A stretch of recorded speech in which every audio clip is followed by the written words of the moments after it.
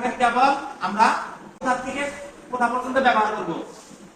আমাদের যে কেবলের যে কনফিগারেশনটা এটা মোটামুটি হাউস ওয়্যারিং এর জন্য সবচেয়ে বেশি ব্যবহার হয় হচ্ছে পোলের থেকে এনার্জি মিটার।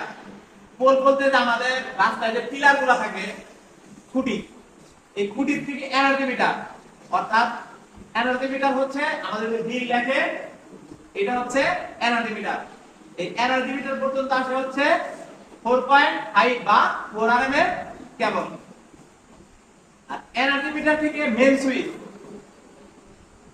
পর্যন্ত আমরা বাসা বাড়িতে যে আমরা হ্যান্ডেলের মতো আছে সবুজ কালারে যে রকম আপ ডাউন করি, এই আপ ডাউন যেটা করি, আর কিংবা অনেক সময় সার্কিট ব্রেকার আছে আমাদের এমসিসিবি কিংবা এমসিবি, এই এমসিবি পর্যন্ত যে তারটা আসে এই তারটা আসে হচ্ছে 4.5 আরএম।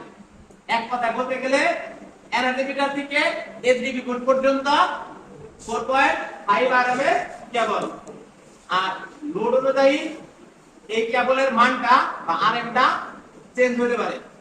এসডিবি বা মেইন সুইচ থেকে আমরা সুইচ বোর্ড, অর্থাৎ যেখানে আমরা সুইচ দ্বারা একটা বাল্ব বা ফ্যান অন অফ করি এটাকে বলে সুইচ বোর্ড।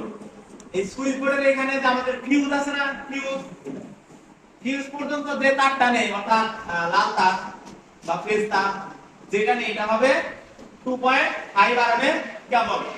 আমাদের যে পাওয়ার সকেট আছে না, আমরা পাওয়ার সকেট বলি, কোম্পানি হিসেবে ফ্রিজ চালাই বা কম্পিউটার চালাই বা এসি চালানোর জন্য একটু মোটা তার দিতে হয়, ওভেন এরকম টাইপের কিছু, এটা বলে পাওয়ার সকেট। এটা হাই পাওয়ারে কনজিউম করে। এই সমস্ত জায়গায় আমাদের কেবল ব্যবহার করতে হয় হচ্ছে 2.5, অর্থাৎ এই কেবলগুলো একদম বেস সুইচ থেকে দিতে হয়।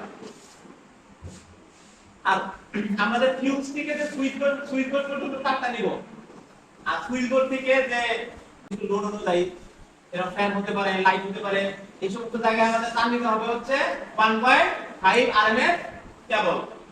সিলিং রোড আছে, সিলিং রোড বা ফ্যান, এখানে আমাদের এক্সট্রা কিছু সিলিং রোড থেকে একটা তার আসে না, সাদা ফ্লেক্সিবল টাইপের, তো এটা 2 ইন কোর হতে পারে। 2 ইন কোর বলতে একই জায়গা একটা কপারের ভিতরে, মানে একটা ইনসুলেশনের ভিতরে দুইটা সেম গেজের বা সেম আরএম তার কি বলে 2 ইন কোর। তো এটা সিঙ্গেল কোর হতে পারে বা আমরা এটাকে লতা তারও বলি, লতা তার হতে পারে। ওই সমস্ত জায়গায় আমাদের সিলিং রোডের পরে আমাদের এই লতা তারগুলা অর্থাৎ ফ্লেক্সিবল কেবলগুলা ব্যবহার করতে হয়।